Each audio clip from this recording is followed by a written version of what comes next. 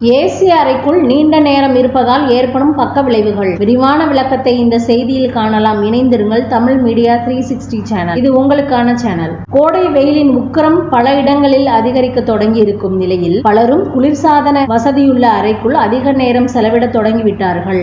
அலுவலகம் மட்டுமின்றி வீடுகளிலும் ஏசியின் பயன்பாடு அதிகரிக்க தொடங்கியிருக்கிறது. அப்படி ஏசியில் அதிக நேரம் இருப்பது 6 விதமான பக்க விளைவுகளுக்கு வழிவகுக்க கூடும். அவை பற்றியும் அதை தவிர்ப்பதற்கான வழிமுறைகள் குறித்தும் பார்ப்போம். ஏர் கண்டிஷன் வசதி உள்ள அறைக்குள் நிலவும் வெப்பத்தை மட்டும் குறைப்பதில்லை, ஈரப்பதத்தையும் குறைத்துவிடும். குறிப்பாக சருமம், மூக்கு, தொண்டை பகுதியில் ஈரப்பதத்தை இழக்க செய்துவிடும்.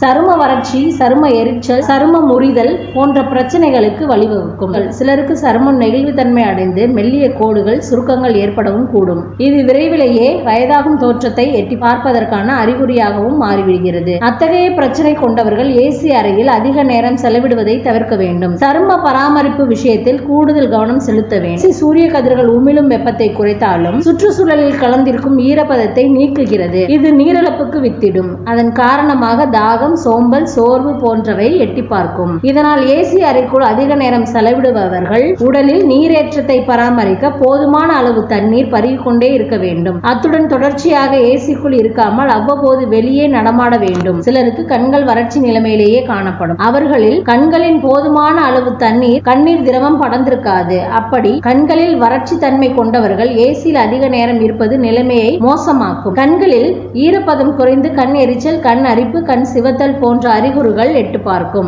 ஏசியிலிருந்து வெளிப்படும் குளிர்ந்த உலர்ந்த காற்று சுவாச பாதைக்குள் நுழைந்து பாதிப்பை ஏற்படுத்தும். குறிப்பாக சளி, இருமல் போன்ற நோய் தொற்றுகளுக்கு ஆளாக நேரிடும். நாள்பட்ட நுரையீரல் நோய், மூச்சுக்குழாய் அலர்ஜி, ஆஸ்துமா போன்ற நோய் பாதிப்புகளை கொண்டவர்களுக்கு பிரச்சனையை அதிகப்படுத்தவும், அதிலும் ஏசியை முறையாக பராமரிக்காவிட்டால் அதில் படர்ந்திருக்கும் தூசு, அழுக்குகள், பூஞ்சை காளான் உள்ளிட்டவை ஏசி வெளிப்படும் குளிர்ந்த காற்றில் கலந்த ஒவ்வாமை, சுவாச நோய்களுக்கு காரணியாகிவிடும். ஏர் கண்டிஷனிங் செய்யப்பட்ட அறைக்குள் அதிக நேரம் இருப்பதால் உடலில் வியர்வை உற்பத்தி செய்யும் திறன் குறைந்துவிடும்.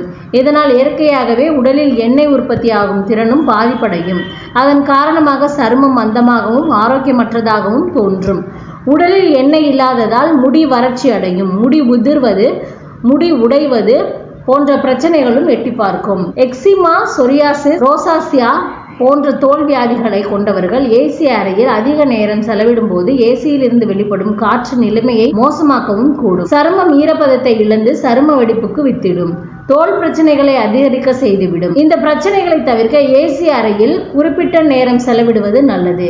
இடையிடையே வேறு அறைக்கோ வெளிப்புற சூழலுக்கோ இடம் மாறுவதும் சிறப்பானது. உடலை நீரேற்றமாக வைத்திருக்க தண்ணீர், இளநீர், தர்பூசணி, வெள்ளரிக்காய், பழச்சாறுகள் உள்ளிட்டவற்றை பருகி வரலாம். ஏசியை முறையாக பாதுகாப்பதும் பராமரிப்பதும் முக்கியமானதாகும். மேலும் இதுபோன்ற பயனுள்ள தகவல்களை தெரிந்து கொள்ள தமிழ் மீடியா 360 சேனலை சப்ஸ்கிரைப் பண்ணுங்க.